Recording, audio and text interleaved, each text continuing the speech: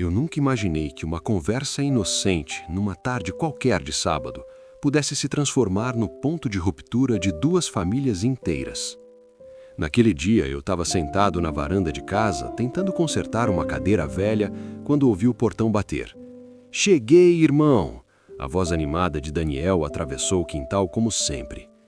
Daniel não era apenas meu melhor amigo, era praticamente parte da minha vida desde a adolescência. Crescemos juntos, erramos juntos, aprendemos juntos.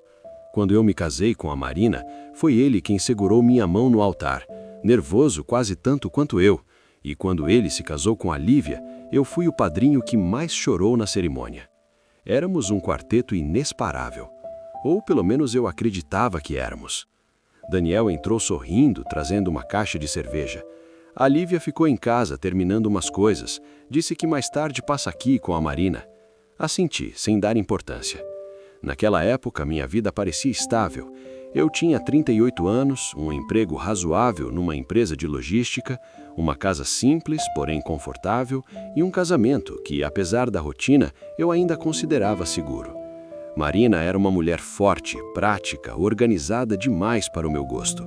Nosso problema nunca foi falta de amor, foi falta de tempo, de conversa, de paciência, e eu só percebi isso quando já era tarde.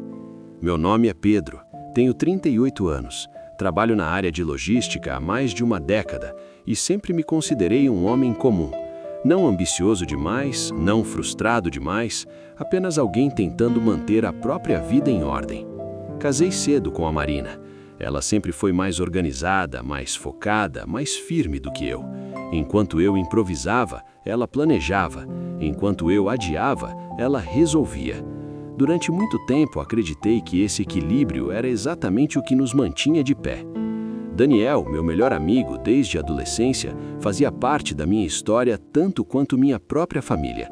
Ele conhecia minhas falhas, minhas inseguranças, meus sonhos que nunca saíram do papel, e eu conhecia os dele. Se alguém me perguntasse naquela época quem eu era, eu responderia sem hesitar: um homem casado, fiel aos amigos, responsável no trabalho e grato pela vida que tinha. O problema é que por trás dessa versão segura de mim mesmo, existia um vazio silencioso que eu preferia não encarar. E foi exatamente esse vazio que me levou a cometer o pior erro da minha vida. Antes de continuar, já se inscreva no canal e deixe seu like para não perder as próximas histórias reais de traição, escolhas difíceis e recomeços inesperados. E me conta nos comentários, você acredita que um relacionamento sobrevive quando o silêncio começa a substituir o diálogo? Tudo começou 3 meses antes do escândalo. A empresa onde eu trabalhava fechou uma parceria com uma clínica particular para oferecer atendimento psicológico aos funcionários. Eu nunca liguei para esse tipo de coisa, mas depois de um período pesado de demissões e pressão, acabei aceitando uma consulta. Foi assim que eu comecei a frequentar o mesmo prédio onde Lívia trabalhava. Ela não era psicóloga, era coordenadora administrativa da clínica. Na primeira vez que a encontrei no elevador, foi apenas educação. "Oi, você é o Pedro, né?" perguntou ela, sorrindo. "Sou, você é a Lívia." Ela riu. "Daniel fala de você como se fosse um irmão." Aquela frase, naquele momento, ainda me trazia orgulho. Nos dias seguintes, passamos a nos encontrar com frequência no saguão. Sempre um bom dia, um comentário sobre o clima, uma reclamação sobre o trânsito. Até que numa terça-feira chuvosa, o elevador parou entre andares. Ficamos presos por quase 40 minutos. No começo foi constrangimento, depois conversa, depois risadas. Foi a primeira vez que ouvi Lívia falar de verdade sobre a própria vida, sobre como Daniel estava distante, sempre cansado, sempre ocupado, sobre como ela se sentia sozinha, mesmo estando casada. E, sem perceber, eu comecei a falar de mim, sobre como Marina parecia viver apenas para o trabalho e para as contas, sobre como nossos diálogos tinham se transformado em listas de tarefas. Ali, entre 4 paredes de metal, sem sinal de celular, sem testemunhas, algo invisível se abriu. Um espaço, um perigo. Quando o elevador voltou a funcionar, nenhum de nós tocou no assunto, mas ao nos despedirmos, nossos olhares demoraram mais do que o necessário. 2 semanas depois, Lívia me mandou uma mensagem. "Você vai passar aqui hoje?" Fiquei olhando para a tela por alguns segundos antes de responder. Vou, tenho sessão às 5. Se quiser, depois a gente toma um café aqui perto. Eu deveria ter recusado. Eu pensei em Marina, pensei em Daniel, mas pensei principalmente em mim, no homem cansado, esquecido, que não se sentia desejado há muito tempo. Aceitei. O café virou 2, depois virou uma caminhada curta até o estacionamento, depois virou uma conversa dentro do carro com o motor desligado e a chuva batendo no vidro. Isso não é certo, murmurou ela. Eu concordei com a cabeça, mas não afastei minha mão da dela. A primeira vez aconteceu de forma desajeitada e silenciosa. Um dia em que Daniel estava viajando a trabalho. Um dia em que Marina tinha uma reunião que, segundo ela, se estenderia até tarde. Lívia me ligou, a voz trêmula. Eu não quero ficar sozinha hoje. Não houve plano, não houve frases ensaiadas. Eu fui. Quando a porta do apartamento dela se fechou atrás de mim, eu senti um nó no estômago. Não era paixão, era necessidade, carência e uma mistura perigosa de excitação e culpa. Depois, ficamos sentados no sofá em silêncio. Ela abraçou as próprias pernas. A gente vai se arrepender disso. Eu queria dizer que não, mas não consegui. Os encontros se tornaram semanais, depois quase previsíveis. Mensagens apagadas, chamadas rápidas, histórias inventadas. Eu me tornei um mentiroso melhor do que jamais imaginei ser. Para Marina, eu estava sempre cansado demais. Para Daniel, eu continuava sendo o amigo de sempre. O amigo que escutava as reclamações do trabalho, o amigo que bebia cerveja nas noites de sexta, o amigo que por dentro estava destruindo sua vida. O peso da traição não veio de uma vez, veio em pequenas pancadas. No sorriso confiante de Daniel quando falava da esposa, na maneira como Marina ainda segurava minha mão ao atravessar a rua, no jeito que Lívia me olhava depois, como se fosse ao mesmo tempo um refúgio e um erro, e eu era os dois. Nos dias que se seguiram ao primeiro encontro, eu passei a viver com uma sensação constante de alerta, como se qualquer barulho mais alto, qualquer mensagem inesperada, qualquer mudança de tom na voz de Marina pudesse significar o fim. Marina, no entanto, não era uma mulher que explodia, ela observava, sempre foi assim. Naquela semana percebi pequenos gestos que antes passariam despercebidos, o jeito como ela passou a reparar mais nos horários, o modo como perguntava, sem levantar suspeitas, se eu ainda estava trabalhando com o mesmo supervisor. A curiosidade súbita sobre aquela clínica onde eu dizia ir por causa das consultas. E como é lá? Perguntou uma noite enquanto dobrava roupas na cama. Normal, respondi rápido demais. Ela levantou o olhar por alguns segundos, como quem mede uma resposta, não para confrontar, mas para arquivar. Eu já não conseguia sustentar o mesmo olhar que sempre sustentei. O problema da mentira não é inventá-la, é carregá-la. Enquanto isso, Lívia começou a mudar. Antes, as mensagens eram cheias de urgência, de carência e de pequenos desabafos. Depois vieram os silêncios longos, as respostas curtas, os adiamentos. Hoje não vai dar. Estou muito cansada. Melhor não. Quando nos encontrávamos, ela parecia menos presente. O corpo estava ali, mas a mente estava sempre em outro lugar. Você está se arrependendo? Perguntei uma vez dentro do carro, parado em frente ao prédio dela.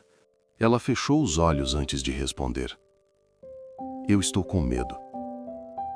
Medo de quê? De tudo. Lívia começou a falar de Daniel com um cuidado que não existia antes. Não era mais a esposa ressentida. Era alguém atravessada pela culpa. Ele anda feliz, disse, quase como uma confissão. Não sei se você reparou. Eu reparei. Daniel havia começado um projeto novo no trabalho. Chegava animado, falava em crescimento, em futuro, em viagens. E eu ouvia tudo com um nó na garganta. Naquela mesma semana, Marina apareceu na clínica sem me avisar. Eu estava saindo da sessão quando a vi no saguão, conversando com a recepcionista. Meu estômago virou. Amor? Ela disse, surpresa ao me ver. O que você faz aqui? Vim ver se esse lugar é bom mesmo. Uma colega do trabalho comentou que precisava de atendimento psicológico. Lembrei de você. Ela falou com naturalidade demais. Mas eu conhecia minha esposa. Marina nunca fazia nada sem motivo. Enquanto conversávamos, eu sentia os olhos de Lívia sobre nós do outro lado do balcão. Quando Marina se virou para preencher um formulário, nossos olhares se cruzaram. O rosto de Lívia estava pálido. Naquele instante, pela primeira vez, eu senti medo de verdade. Não era o medo de ser descoberto. Era o medo de perceber que aquilo já tinha ido longe demais. Naquela noite, Marina me observou durante o jantar. Você parece diferente desde que começou essas consultas. Diferente como? Mais quieto. Eu não soube responder. Ela pousou os talheres no prato. Não é uma crítica. Eu sei. Mas não era um elogio. Depois que Marina foi dormir, eu fiquei sentado na sala com o celular na mão, encarando a última mensagem de Lívia. Isso está ficando errado demais. Eu digitei uma resposta. Apaguei. Digitei outra. Apaguei de novo. No fim, escrevi apenas: eu sei. No dia seguinte, Daniel apareceu de surpresa no meu trabalho. Vamos almoçar? Aceitei sem pensar. No restaurante, ele falava animado sobre o projeto novo. Sobre como, por fim, sentia que a vida estava andando para frente. A Lívia anda meio distante, comentou de repente. Mas acho que é cansaço. Engoli seco. Pode ser. Você sabe como ela é. Quando fica sobrecarregada, se fecha. Eu sabia. Mas agora, eu sabia de um jeito diferente. Naquela tarde, recebi uma mensagem de Lívia. Daniel esteve com você hoje? Respondi que sim. Minutos depois, não aguento mais. Mais o quê? Perguntei. A resposta demorou. Olhar para ele. Foi a primeira vez que eu senti algo quebrar dentro de mim. Não era mais apenas traição. Era crueldade. Nos dias seguintes, Lívia começou a evitar qualquer encontro. A gente precisa parar, disse ela finalmente numa ligação rápida. Você quer mesmo? Não é sobre querer. É sobre o que então? Ela respirou fundo do outro lado da linha. É sobre não conseguir dormir mais. Fiquei em silêncio. É sobre sentir nojo de mim quando chego em casa. Eu fechei os olhos. É sobre olhar para o Daniel e perceber que ele não merece isso. E eu mereço? Perguntei num impulso egoísta. Ela demorou a responder. Não sei. Aquela resposta foi pior do que um não. Na mesma semana, Marina começou a mexer no meu celular. Não escondido. Na minha frente. Seu aparelho anda travando, comentou casualmente enquanto segurava o telefone. Eu senti o sangue gelar. Ela passou os dedos pela tela Abriu aplicativos, fechou. Abriu de novo. Você devia trocar esse celular. Talvez. Ela me devolveu o aparelho. Sorriu. Mas não era o sorriso que eu conhecia. Naquela noite, sonhei que Daniel estava sentado na minha sala segurando meu celular. Acordei suando. E foi nesse estado de exaustão, culpa e medo que chegamos ao domingo. O domingo em que tudo deixou de ser apenas uma suspeita silenciosa. O começo do fim aconteceu num almoço de domingo. Nós 4 sentados à mesa. Marina havia preparado lasanha. Daniel elogiava exageradamente, como sempre. Você é uma mulher rara, Marina. Marina sorriu. Não exagera, Daniel. Lívia quase não tocou na comida. Eu evitava olhar para ela. Em determinado momento, Daniel se levantou para atender uma ligação no quintal. Ficamos sozinhos. Lívia se levantou também. Foi até a pia e deixou cair um copo. O barulho foi alto. Instintivamente me levantei. Nossos olhares se cruzaram. E ali, por uma fração de segundo, o que existia entre nós ficou visível. Não para nós. Para Marina. Ela observava, parada do outro lado da mesa. Não disse nada. Mas algo mudou. Eu senti. Naquela noite, Marina demorou mais do que o normal para dormir. Você anda estranho. Estranho como? Distante. O silêncio entre nós ficou pesado. É só cansaço. Ela não respondeu. 3 dias depois, Daniel apareceu na minha porta sem avisar. O rosto sério. O olhar diferente. A gente precisa conversar. Meu corpo inteiro entrou em estado de alerta. Ele entrou, sentou-se no sofá, apoiou os cotovelos nos joelhos. Você sabe que nunca fui de mexer em celular de ninguém.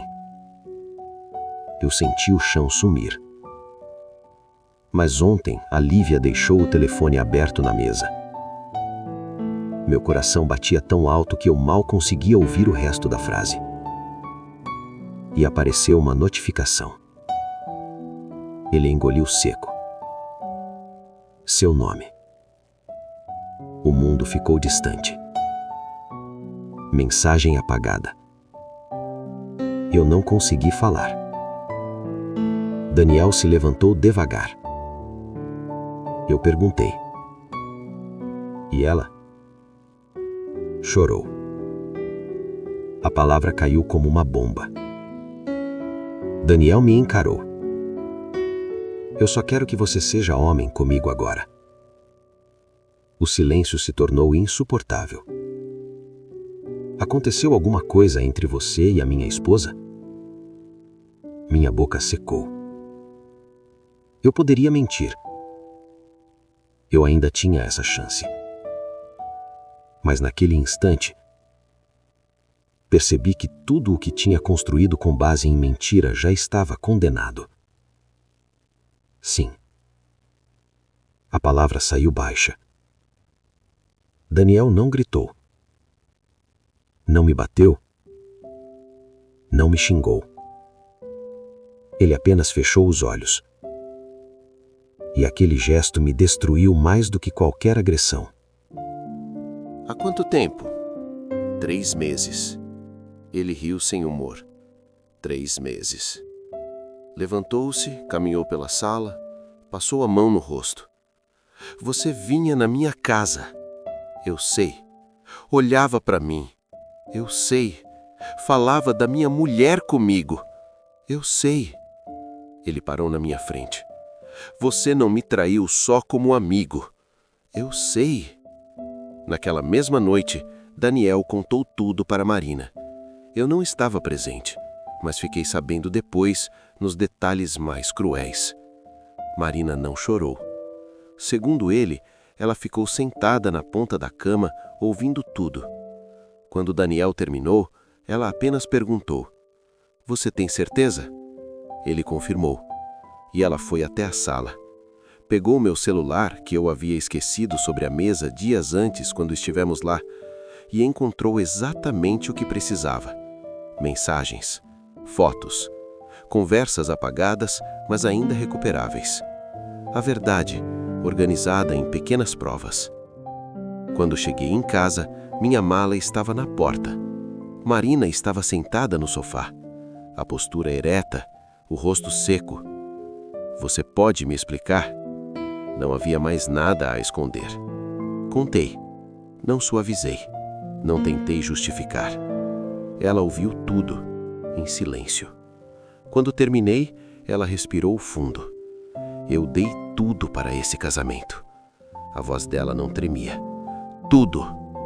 Eu tentei me aproximar. Ela se levantou. Não encosta em mim. Aquela frase, dita sem raiva, foi pior do que um tapa. Vai embora, Pedro. Marina, vai! Na mesma semana, Lívia saiu do apartamento. Daniel pediu afastamento do trabalho. Eu fui morar temporariamente na casa de um primo. A notícia se espalhou mais rápido do que eu imaginava. Amigos em comum, familiares, colegas. Ninguém perguntava o que tinha acontecido. Todos já sabiam. A história era simples demais para precisar de versão alternativa. O marido traiu a esposa, com a mulher do melhor amigo. 2 casamentos destruídos, 4 vidas desmontadas. Eu tentei falar com Lívia. Ela não respondeu. Até que numa madrugada, recebi uma mensagem. Isso acabou. Não me procure mais. E eu entendi. Não havia romance ali. Nunca houve.